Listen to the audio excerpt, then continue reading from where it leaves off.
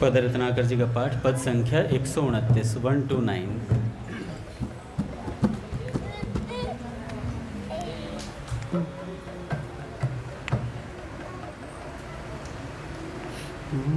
प्रभु तुम अपनो बिरद संभारो, प्रभु तुम अपनो बिरद संभार, प्रभु तुम अपनो बिरद संभारो, प्रभु तुम अपनो बिरद संभारो। अधम उदाहरण नाम धरायो, अधम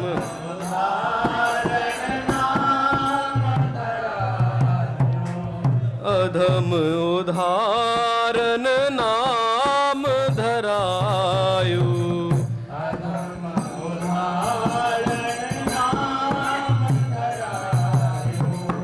अब मत ताहि बिसारो,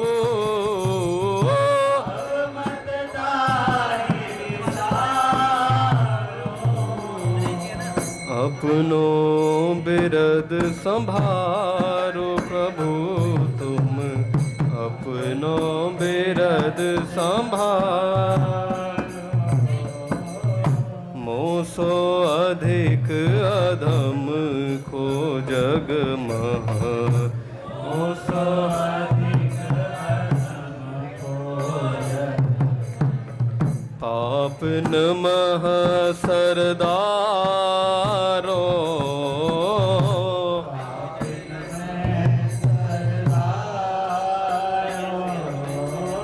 ढूंढ ढूंढ जग अगत कीने, ढूंढ ढूंढ जग अगत,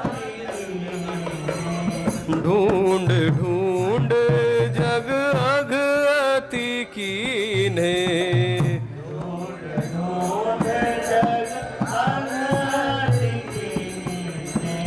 गनत नावे पारो,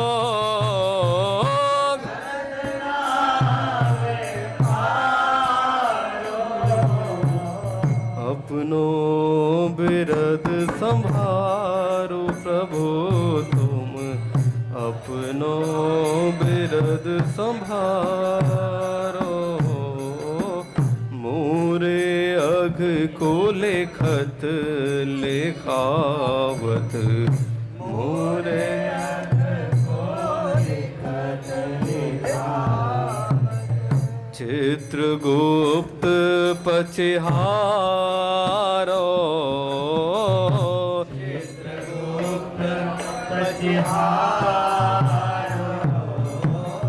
तो नायो अंत अघन को, तो नायो अंत अघन को, तो नायो अंत अघन को, तो नायो अंत अघन को, छाड़ी कलम बिचारो,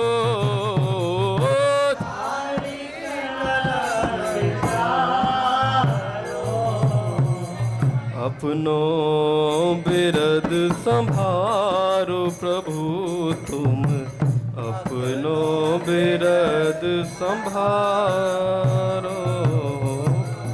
अबलो अधम अनेक उधारी, अबलो अधम मोसो पल्लो डारो,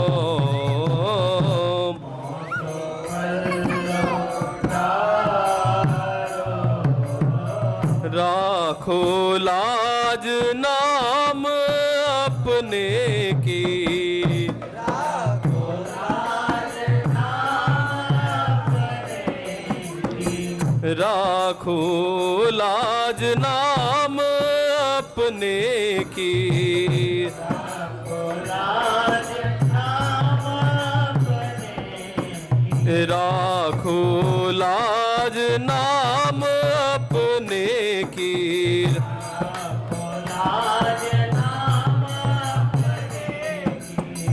मत खो पतियारो, मत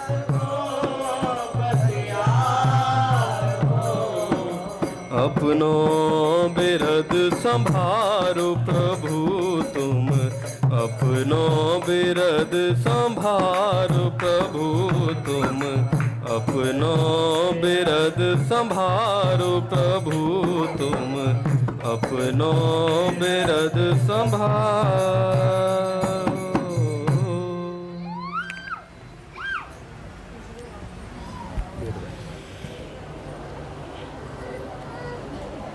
बोलिए श्री राधा माधव सरकार की जय। पूज्य श्री भाई जी महाराज की जय। पूज्य श्री राधा बाबा की जय। पूज्य मैया की जय। अपने प्यारे भैया की जय। पूज्य दादा की जय। भक्तवत्सल भगवान की जय। हरि बोल। बड़े सौभाग्य का क्षण है कि आज भी हमें सत्संग और कीर्तन का परम लाभ प्राप्त हो।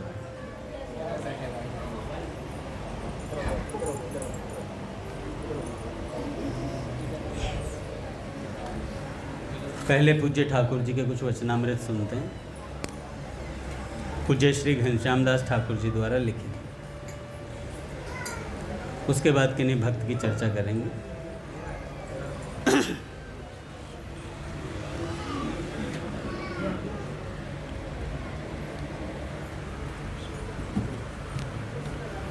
पूज्य ठाकुर जी कहते हैं, नाली का जल गंगा जल में मिलकर गंगा जल के रूप में शिव जी के शीश पर चढ़ता है, और इसी प्रकार साधारण विषयी जीव संतों का संग पाकर ईश्वर के प्रेम का भाजन बन जाता है। नाली का जल गंगा जल में मिलकर गंगा जल के रूप में शिव जी के शीश पर चढ़ता है, और इसी प्रकार साधारण विषयी जीव संतों का संग पाकर ईश्वर के प्रेम का भाजन बन जाता है और संत ही हो जाता है। मोरी को जल मिल गंग में चढ़त है शिव के शीस, अवगुण गुण बन जात है पाए संग के ईश। मन की गति अति सूक्ष्म होती है, राह चलते किसी से राग कर बैठता है तो किसी से द्वेष कर बैठता है। पूज्य महाराज जी आज कह रहे थे कि अगर हम ईमानदारी से अपने मन को नंबर देंगे तो हमें पता चल जाएगा हमारी औकात कहाँ है ना। हम कहते हैं ना कि हमें भगवत प्राप्ति होनी चाहिए, हमारे लक्षण ऐसे हैं। तो अगर महाराज जी कहते हैं अपने लक्षणों को ही नंबर दे दो आप, कि आपके लक्षण 100% भगवत प्राप्ति के, तो आपको पता चल जाएगा कि आप लायक हो या नहीं हो। असल में जीव अपने थोड़े से लायकपने होने का अभिमान कर बैठता है। करना उसे क्या है, अपना नालायकी स्वीकार करनी है। पूज्य भाई जी कहते हैं हम वाकई में दैन्यता स्वीकार नहीं करते हैं, दीन नहीं बनते हैं भगवान के सामने। हम भगवान के सामने भी चौड़ी छाती करके खड़े रहते हैं, मैं कुछ कर रहा हूँ, आप मुझे प्राप्त हो जाइए। भाई जी कहते हैं पूर्ण समर्पण मतलब हाथ खड़े कर दिए बस, नाथ मैं कुछ नहीं कर सकता। ये बात हमारे से हो नहीं पा रही है वाकई में। कहते हैं ना पाप हम पाप कर्मा हम पाप आत्मा पाप संभव, तो मैं पापी हूँ, पाप करता रहता हूँ, लेकिन ये बात है नहीं। प्रार्थना तो मुँह से निकल रही है, पर अपने आप को हम कुछ माने बैठे हैं, भक्त माने बैठे हैं, संत माने बैठे हैं, या कुछ माने बैठे हैं भीतर से। भगवान कहते हैं तू मानता रहे, मैं बताता हूँ क्या है तू, है ना। तो वाकई में हमारे अंदर स्वीकृति नहीं आ रही कि हम नीच हैं, अपने नीच होने का हम स्वीकार नहीं कर पा रहे हैं ईमानदारी से। अपनी विषय वासना भरे जीवन को हम भगवान के सामने एज इट इज़ प्रस्तुत नहीं कर पा रहे हैं, छुपा करके रखना चाहते हैं, पर भगवान सब जानते हैं। भगवान सब जानते हैं। मन की गति अति सूक्ष्म होती है, राह चलते किसी से राग कर बैठता है तो किसी से द्वेष कर बैठता है। नए साधक को इसका पता नहीं चलता।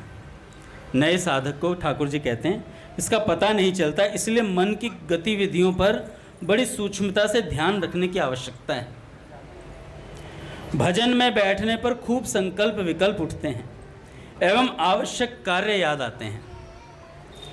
भूत भविष्य का चिंतन होने लगता है।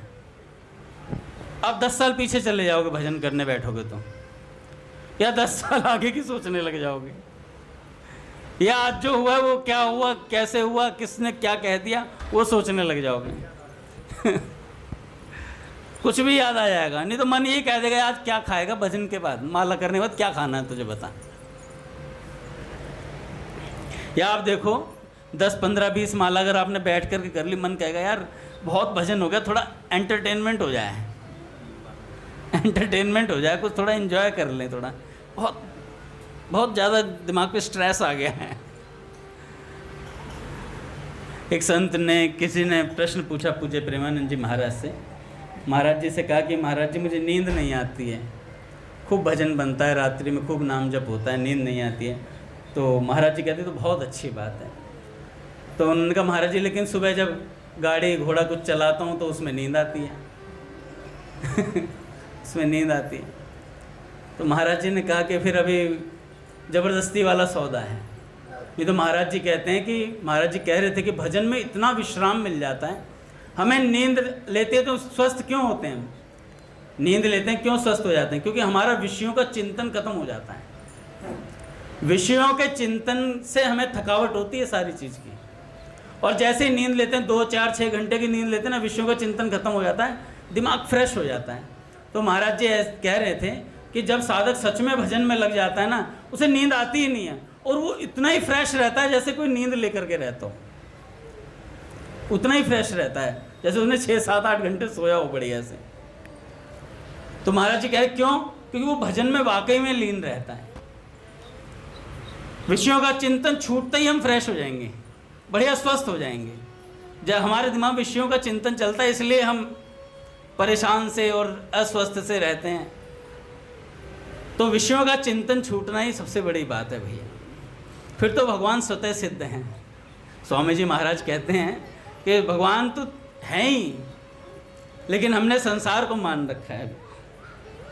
तो कहते हैं कि भजन पर बैठते ही भूत भविष्य का चिंतन होने लगता है, नई नई योजनाएं दिमाग में आती हैं।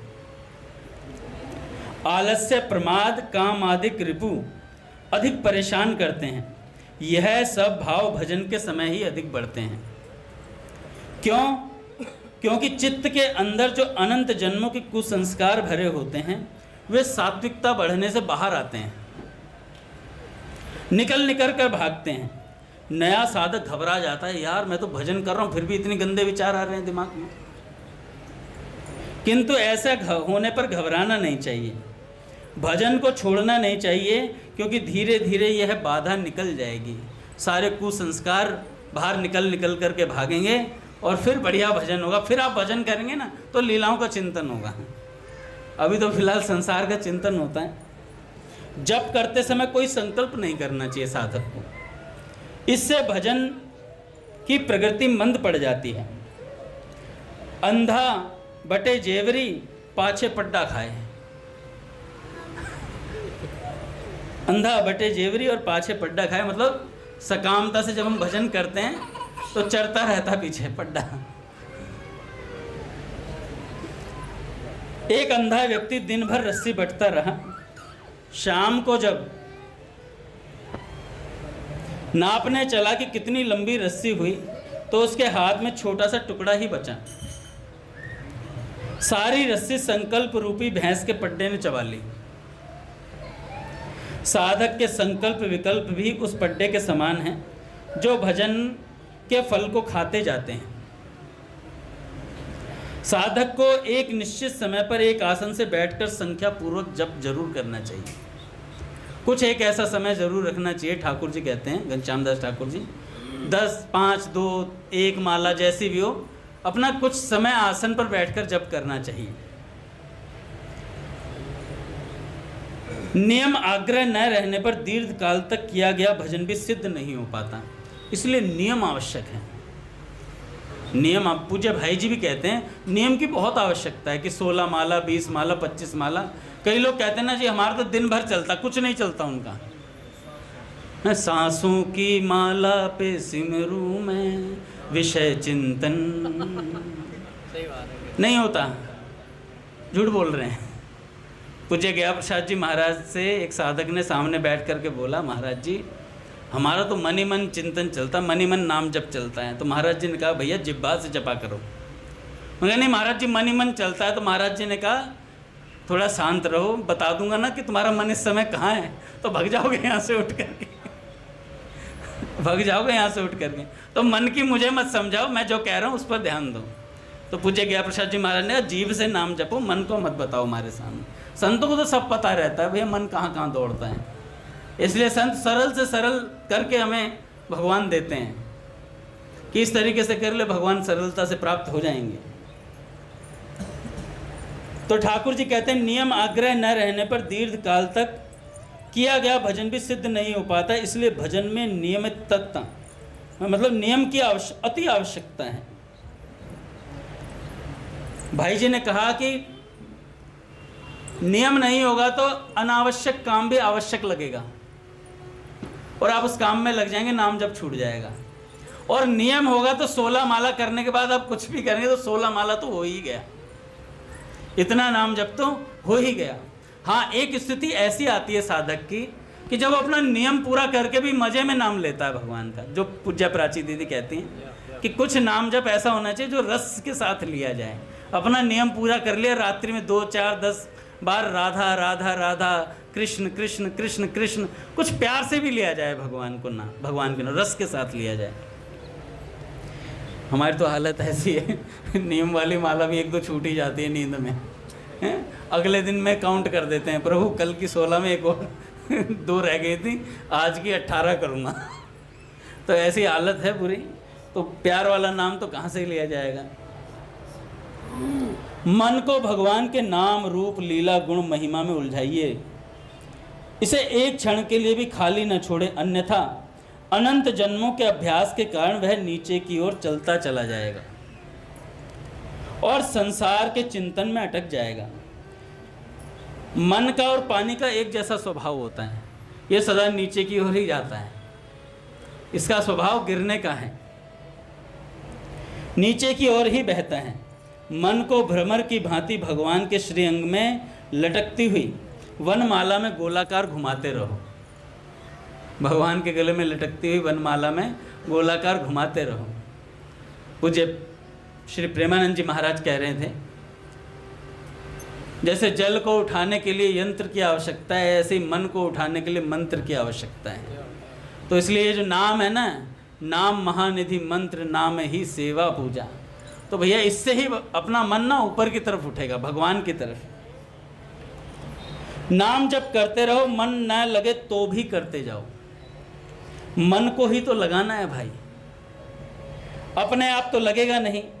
मन ही लग जाए तो काम ही ना बन जाए, मन की तो खिचड़ी है सारी, मन ही लग जाए तो काम बन जाए। मन नहीं लग रहा, इसीलिए तो खींचातानी और अभ्यास चल रहा है। जिस दिन लग जाएगा उस दिन कहना नहीं पड़ेगा, उस दिन अपने आप होगा। भजन में रस नहीं आता तो कोई बात नहीं। पूज्य श्री राधा बाबा कहते थे कि भैया सूखा नाम जप करो। भजन में रस नहीं आता तो पूज्य राधा बाबा कहते थे कि सूखा नाम जप करो, रस की चिंता मत करो, वह तो आएगा ही। रस की चिंता मत करो, वह तो आएगा ही। नाम जप तो साधना की नींव है, इसी पर भजन की भूमि तैयार होती है। रस के चक्कर में मत पड़ो, बाबा कहते हैं रस के चक्कर में मत पड़ो। राग रागनी व संगीत का सुख यह सब तो फुलझड़ियाँ हैं, यह सब तो फुलझड़ियाँ हैं। जब तक नियम पूरा ना हो जाए सो मत।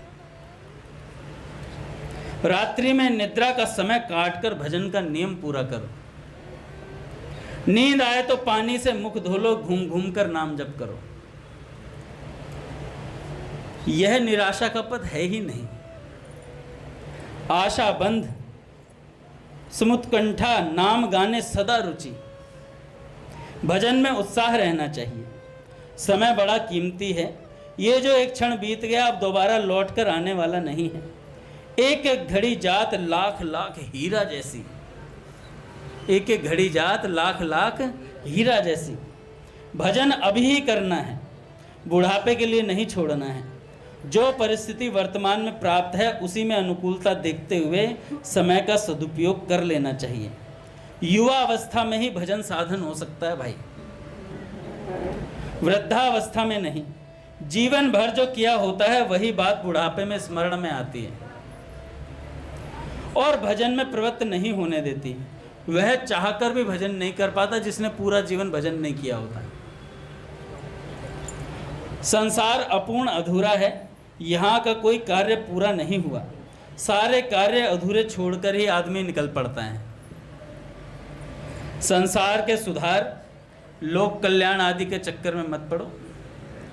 कई बार आ जाते ना, अब हमने 16 माला शुरू कर दिए, 2-4 किताब सत्संग की पढ़ ली है, अब मैं संत हो गया और मैं जीवों के उद्धार के लिए निकलूंगा। निकला और फिर निकल ही गया, मंदिर से ही बाहर हो गया है? ये काम गुरुजनों का है भैया, आचार्यों का है, जिनको भगवान नियुक्त करते हैं उनसे करवा लेते हैं अपने आप, है ना। भाई जी के मन में नहीं थी, भाई जी ने कहा ना कि मैं तो गंगा किनारे रह करके भजन करना चाहता था, पर सेठ जी ने कहा भगवान का कार्य भक्त को ही करना पड़ता है, तो सेठ जी ने अपने संकल्प से भाई जी से करवा लिया सारा काम। भजन भी हो गया, सारे कार्य भी हो गए भैया बाबूजी के।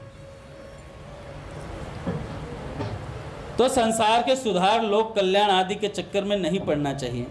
अरे थोड़ा सा समय है, इसी में हमें अपना काम बना लेना है, भजन कर लेना है, इसी में चतुराई है। एक बार बड़ी काम की बात बताता हूँ। पूज्य श्री घनश्याम दास ठाकुर जी, जब भजन अच्छा चलता है तो उनके मन में आई कि कुछ पदावली लिखूं, स्वरचित पदों का संग्रह करते हैं कुछ।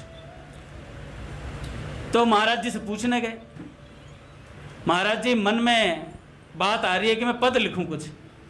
महाराज जी ने कहा बात आ रही है ना, थोड़ी माला बढ़ाओ हरे कृष्ण महामंत्र की, ठीक है ना।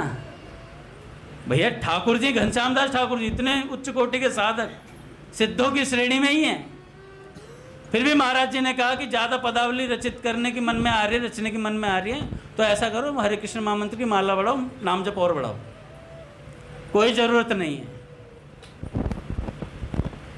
लो बताओ भाई, महाराज जी ने कहा जब ठाकुर जी को लिखवाना होगा, भगवान को लिखवाना होगा तो लिखवा लेंगे, तुम संकल्प क्यों करते हो। यहाँ तो 4-6 माला 1-2 बार भगवान के लिए कुछ आंसू आ गए हो, आंसुओं को शब्दों में पिरो दिया।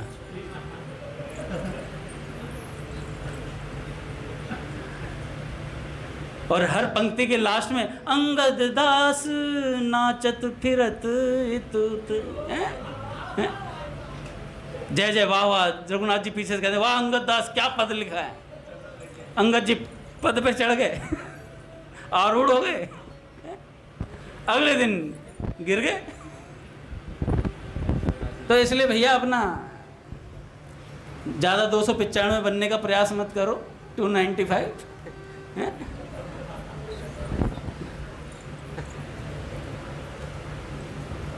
तो ज़्यादा हवा में नहीं उड़ना चाहिए, धरातल पकड़े रहो। धरातल पकड़ने का मतलब पता क्या है, भजन में रत रहो भैया। भजन में पता ही ना चले किसी को कि हम भजन भी कर रहे हैं, स्वयं को पता होना चाहिए।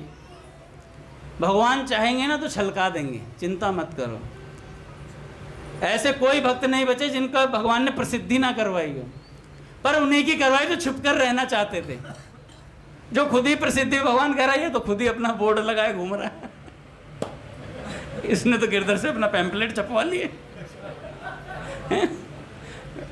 मैं क्या करूँगा, मैं क्या बताऊँगा इसके बारे में, खुद ही बता रहा है। तो भैया ये इन सब सुधार के और अपना मन में अपने आप को संत मान लेना, ये सब बातें मन में आनी ही नहीं चाहिए, और आ रही हैं तो सावधान हो जाना चाहिए भैया। गुरुजन जब तारीफ करें तो समझ लेना खतरे से खाली नहीं है, आसपास कुछ खतरे से खाली नहीं है, कुछ होने वाला है। इसलिए भजन में नाम जप में मन लगाना शुरू कर दो। तो संसार के सुधार, लोक कल्याण आदि के चक्कर में ना पड़े। अरे थोड़ा सा समय है, इसी में हमें अपना काम बना लेना है, भजन कर लेना है, इसी में चतुराई है। जलाशय में ढकी हुई काई को हटाकर चुल्लू भर जल पी लेना है। प्यास बुझाने से मतलब है न कि जलाशय की सफाई करने से। प्यास बुझाने से मतलब है कोई समेटने में लगना है। संसार के काम तो बनते बिगड़ते रहेंगे भैया। हमें तो जिस किसी भी परिस्थिति में भजन करके निकलना है, बस भजन करके निकलना है। संसार एक समुद्र की तरह है जिसमें लहरें उठती ही रहेंगी, ये कभी शांत नहीं होंगी। लहरें जब शांत होंगी तब हम स्नान करने की सोचेंगे, कभी स्नान नहीं कर पाएंगे। हम सोचेंगे लहरें आएंगी तभी स्नान करें, तो कभी स्नान नहीं हो पाएगा। जब अनुकूलता आएगी तब भजन करेंगे, ऐसी सोच वाला व्यक्ति कभी भजन नहीं कर सकता। कई साधक सोचते हैं ना कि मेरे पास 1 करोड़ रुपया होगा तो मैं नौकरी वोकरी सब छोड़ दूंगा, उसके ब्याज से बैंक में जमा करा दूंगा, उसके ब्याज जो आएगा उसी से मेरे घर का खर्चा चल जाएगा, फिर आराम से पूरा दिन मंदिर में ही रहूंगा और शाम को 7:30 बजते घर चला जाऊंगा। महादेवा 1 करोड़ रुपया आ गया, उसको लगा दिया बैंक में। बैंक के ठाकुर जी भी सुनेंगे, आ जाओ ठाकुर जी। श्री राम जय राम जय जय राम,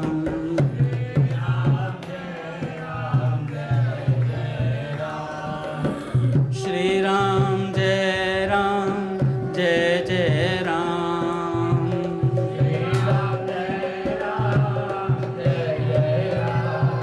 श्री राम जय राम जय जय राम,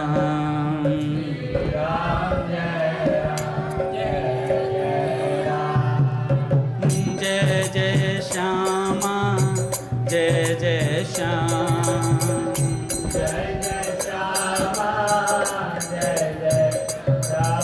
जय जय श्री वृंदावन धाम, जय जय श्री वृंदावन धाम, जय बरसाना जय नंदगांव, जय बरसाना जय नंदगांव, पावन राधे तेरो नाम,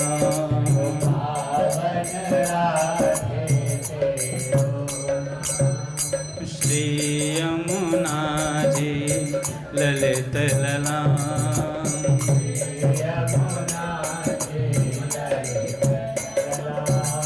राधा राधा राधा राधा,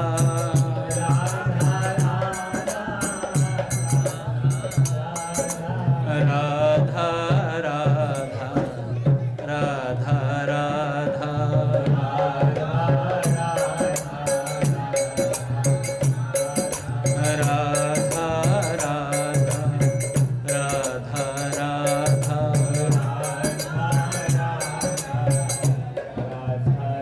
बोले राधा माधव सरकार की जय।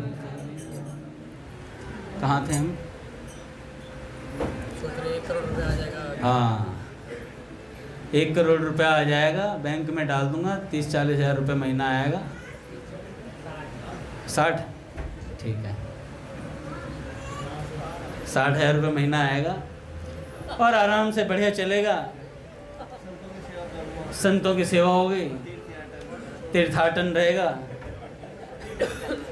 ठीक है। सुबह ही आ जाऊंगा बालाजी के साथ 10 बजे, हैं? और आराम से भजन करूंगा बढ़िया तरीके से। शाम को 7:30 चला जाऊंगा, क्योंकि पूरा दिन तो मैंने भजन नहीं किया, मंदिर में तो था मैं, और फिर अपना घर चला गया। फिर आ गए आरती के समय, भजन नहीं बनता है। फिर क्या होता है, फिर वो जो पैसा आ रहा होता है ना, कभी लाहौर घूम रहे हैं, अच्छा नहीं लाजपत नगर यार, लाहौर तो दूर चला गया, कभी कहीं का ट्रिप बन रहा है, कभी कहीं का ट्रिप। बंदा मंदिर नहीं दिख रहा, मंदिर में ढूंढ रहे उसे, भजन नहीं।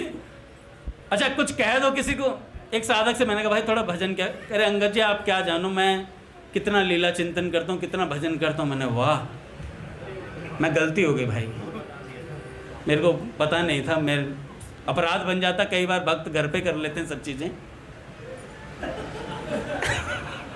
तो ये भक्त अपराध हो जाता है मुझसे फिर। पर मैं कहता हूँ घर पे भी करो, 1 रुपया भी और 100 रुपये भी, दोनों चीज़ आनी चाहिए अपने पास, है ना। घर पे कर रहे हो 1 रुपया है, यहाँ पे करो 100 रुपया है ना। घर पे करोगे तो अपना एक अहंकार भी साथ में चलता है, मैं भजनानंदी हूँ, कुछ कर रहा हूँ। और यहाँ आते ही पता चलता है, जब भैया 2-4 बार दिमाग से अहंकार का भूत उतारते तो फिर पता चल जाता है कि भाई अभी कुछ नहीं है, अभी चवन्नी ठंडी भी नहीं हो रही है, 10 पैसे भी भजन नहीं हो रहा है अभी। तो इसलिए संतों के सामने बैठ करके सत्संग सुनने में एक विलक्षण बात होती है भैया। वो बता देते हैं हमारे भीतर के आईने को कि कहाँ बैठे हैं हम। इसलिए एकांत में भजन करने वाला बहुत घाटे में रह जाता कई बार। और वाकई में असली में भजनानंदी है तो फिर वो दोनों चीज लेता है, 101 कर देता, 100 भी और 1 भी, 101। संसार एक समुद्र की तरह है जिसमें लहरें उठती ही रहेंगी, ये कभी शांत नहीं होंगे भैया। आप सोचो कि मैं शांत कर दूंगा संसार को ठीक करके, संसार ठीक नहीं होगा, तुम ठीक हो जाओगे, ठीक है। दैन्य साधक का आभूषण है, दैन्य साधक का आभूषण है। एक संत कह रहे थे सहने का गहना पहन लो, हैं, सहने का गहना पहन लो, उसके बाद देखो फिर क्या चमकती है बात, साधक चमक जाता है। हमसे सहन ही नहीं होती है बस। गिरधर ने मुझे कुछ लिख दिया, अंगद दास तुम सत्संग में नहीं आ रहे हो, ठीक नहीं हो। कैसे कहा तुमने? उसके बाद गिरधर से अपराध हो गया, अपराधी गिरधर। भाई कहा था तर्क वितर्क से सतर्क रहना, तो हमें सतर्क रहना है, उसे क्यों सतर्क कर रहे हो बेचारे को, है ना। तो हमें भी सावधानी रखनी है। एक बात हो जाए तो बंद कर दो टॉपिक, खत्म बात वहीं पर, आगे बात बढ़ानी ही नहीं है हमें, बंद कर दो उस टॉपिक को। हमें किसी से कोई मतलब नहीं है, हमारे भगवान राजी तो हम राजी भैया। हमें भगवान को प्रसन्न करना है, किसी और को प्रसन्न करना है, तो हमें भगवान को, जिसकी नजर भगवान चिड़िया की आंख पे रहेगी वो निशाना मार लेगा। और जो ये कहेगा पत्ते क्यों हैं, पहले चिड़िया की आंख के इधर से पत्ते हटाओ, ये टहनियां भी हटाओ, एकदम मेरे को चिड़िया चाहिए और चिड़िया की आंख चाहिए। गुरुदेव द्रोणाचार्य जी पत्ते हटाओ, गुरुदेव कहेंगे गुरु तुए में। तो इसलिए वे तर्क कुतर्क से सतर्क रहना है अपने को। भजन करते समय अभिमान बढ़ने की बहुत संभावना रहती है, जिसे दैन्य रोकता है। भजन का वजन नहीं बढ़ना चाहिए, भजन का वजन नहीं बढ़ना चाहिए। भगवान कहते हैं कि अहंकार मेरा भोजन है, मैं अहंकार को खा जाता हूँ। संतों का स्वभाव होता है कि उनकी कृपा उधर ही ढुरकती है जिधर दैन्य होता है। संतों की कृपा उधर ही ढुरकती है जिधर दैन्य होता है। दीनता का धरातल ऐसा है जहाँ से और अधिक गिरने का भय ही नहीं, परंतु दैन्य सच्चा होना चाहिए, दैन्य सच्चा होना चाहिए। भैया आए तो एकदम सरलता की मूर्ति अंगद दास, और जैसे ही भैया गए तो बच्चों को खा गए तो दैन्यता असली होनी चाहिए, है ना। नकली बनावटी मत रहो, जैसे हो ना वैसे ही तो रहो, कम से कम सुधार लेंगे गुरुदेव। गुरुदेव के सामने असली रहना चाहिए। दीनता का धरातल ऐसा हो जहां से और अधिक गिरने का भय ही नहीं, परंतु दैन्य सच्चा होना चाहिए, नहीं तो दीनता का भी सूक्ष्म अभिमान हो जाता। मैं तो बड़ा विनम्र व्यक्ति हूँ भाई, मैं बड़ा विनम्र व्यक्ति हूँ, इससे साधना बाधित हो जाती है। दैन्य के बिना ऊंचे से ऊंचा साधन भी सिद्ध नहीं होता। नए साधक इसका महत्व न समझकर इसे गौण कर देते हैं, जबकि ये साधना में बहुत बड़ा सुरक्षा कवच है। संतों ने एकांत को आधी समाधि कहा है भैया, एकांत को आधी समाधि कहा है। परंतु एकांत का लाभ वही ले पाएगा जिसका लक्ष्य निर्धारित है, जिसने अपना लक्ष्य बना लिया कि मैं भगवान को ही पाना चाहता हूँ, वो लाभ ले पाएगा एकांत का। नहीं तो वहाँ भी संसार का ही चिंतन होगा, वहाँ भी संसार का ही चिंतन होगा भैया। कल हमने दो भक्तों की कथा सुनी थी। दोनों कुरुक्षेत्र में, एक ब्राह्मण पुंडरीक और एक अम्बरीश, दो रहते थे। खाना पीना टहलना सोना सब एक साथ करते थे, घूमते फिरते थे, सब बढ़िया चकाचक चल रहा था। धीरे धीरे क्या हुआ महाराज, धन होता है और स्वतंत्रता होती है तो बिगड़ जाता है व्यक्ति, और ऊपर से सुंदरता हो तो और बिगड़ जाता है। बड़ा मुश्किल होता है धनी व्यक्ति का भजन में लगना, सुंदर व्यक्ति का भी भजन में लगना बड़ा मुश्किल होता है। तो दोनों के दोनों कुमार्ग में लग गए। वैश्यावृत्ति, मदिरा पान, ये सब चीजें करने लगे। पाप में आधी उम्र बीतते बीतते दोनों का धन नष्ट हो गया। अब जो धन के कारण दोस्त बने थे ना, धन नष्ट होते ही वो भग गए। वैश्याओं ने लात मार मार के भगा दिया। अब धन नहीं है, पैसा नहीं, अब क्या यहाँ पर आकर करो। समाज में कोई उनसे बोलने तक को राजी नहीं था भैया। उन्हें जब अपने कर्मों पर बड़ा पश्चाताप हो रहा था, भटकते हुए दोनों एक यज्ञ मंडप में पहुंचे जहां बहुत सारे ऋषि रहते थे। पश्चाताप से उनके पाप कुछ घट गए थे। पूर्व जन्म के किसी पुण्य का उदय हुआ है। ऋषियों की वेद ध्वनि कान में पड़ी तो और मन पवित्र हुआ। धीरे धीरे वहीं रहने लगे। वे यज्ञशाला में गए। यज्ञ दर्शन से उनका चित्त और शुद्ध हुआ। उनमें पश्चाताप विशेष वेग से जागा। उनका हृदय दुखित और पीड़ित होने लगा। हमने जो भयंकर पाप किए हैं वे कैसे नष्ट होंगे?